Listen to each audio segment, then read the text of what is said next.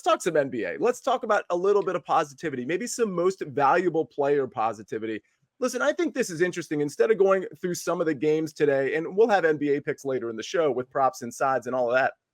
But Joel Embiid scoring 72 nights ago, I mean, from an MVP standpoint, we know the problem he is facing. He's got to qualify in terms of the number of games here. I'm just curious, Mike, Tim, Mikey, Joel Embiid at plus 120. We got Jokic at plus 275. I'm just curious, and I'm going to start with you, Mike McClure, actually, because we haven't heard from you yet.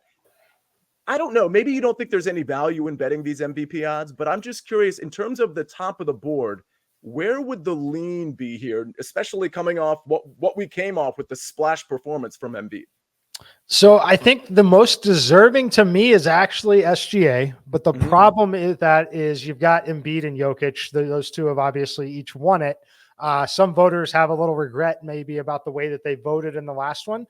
But the real thing that you have to talk about with Embiid, I think that this season so far, it should go to him, which is reflected in the odds. But the new 65-game rule is absolutely in play here. So you have to play 65 games to be eligible for this. So when you look at what Embiid has done and how he's missed games already, he can miss just 7 more games of the 40 remaining, which doesn't sound like it's that hard to do. But if any sort of injury comes up at all, he can be pushing that number there. So I think that part of it's fascinating. And just to talk about that rule, how it changes things going forward, you'd be ineligible for like honors and awards, which actually impacts players' ability to be eligible for supermax contracts. It was interesting because last year, when you looked at the players that were selected to the all NBA teams, that again allows you to get supermax contracts, Giannis, Steph Curry, Jimmy Butler, LeBron James, and Damian Lillard all would have been ineligible for the all NBA teams last year if that rule was in place at that point.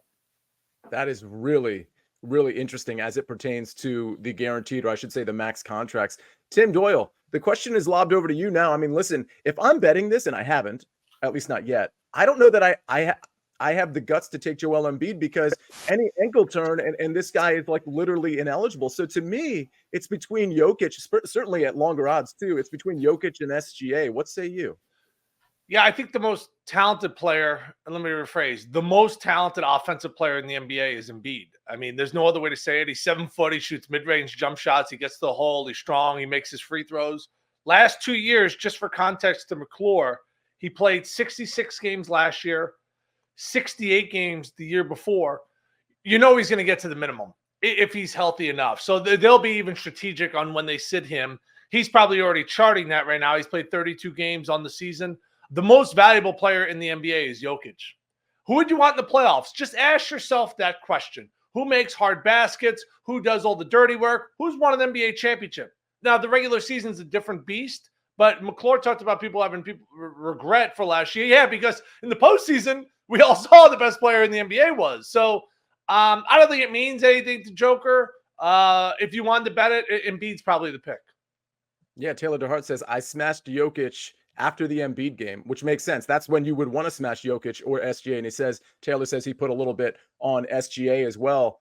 And Mikey B, I know you're a big fan of SGA. I mean, where would you lean in this situation? First of all, I agree with the sentiment that Jokic is probably the most valuable player in the NBA. I mean, if we're talking about flat out scoring, as he compares to Embiid, I think you could have an argument there. But Jokic would be my guy that I would want, to Tim's point, in the playoffs. And to me, he's the most valuable player. But with all that said, we've got 3 players at the top of the board that seem like the most realistic. Where would you lean here? Yeah, I would lean towards SGA. Mike was talking about the games missed with Embiid thing. That's definitely real. SGA has missed 1 game all season, so he's in a great spot in terms of that regards. He's averaging over 31 points a game. He's shooting 54.5% from the field. And the big thing here is the Thunder. Yes, the Oklahoma City Thunder are tied with the Timberwolves right now for the best record in the Western Conference. If they finish top, obviously in the Western Conference, or maybe in the top 2 or 3, and he keeps playing like he is, it's going to be a real good argument for him. I wanted to say Jokic in this for one reason, and here's my prop for today. Jokic helped me win this. You see this, Tim? It's not an NIT ring. This is the championship ring for winning the Fantasy Sports and Gaming Association's Champions Fantasy Basketball League.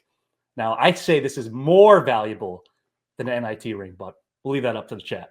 That's what I would say too, Tim. Your response.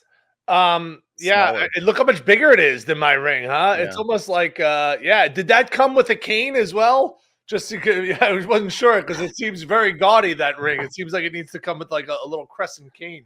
My one hand has gotten so much stronger than the other one just from wearing that thing around. I absolutely love it. Love it. Yeah, a lot of rings. I don't have a ring to show off. Martin Green, do you have a ring to show off? No, Seer. I have one very strong hand, but no rings. All right, fair enough.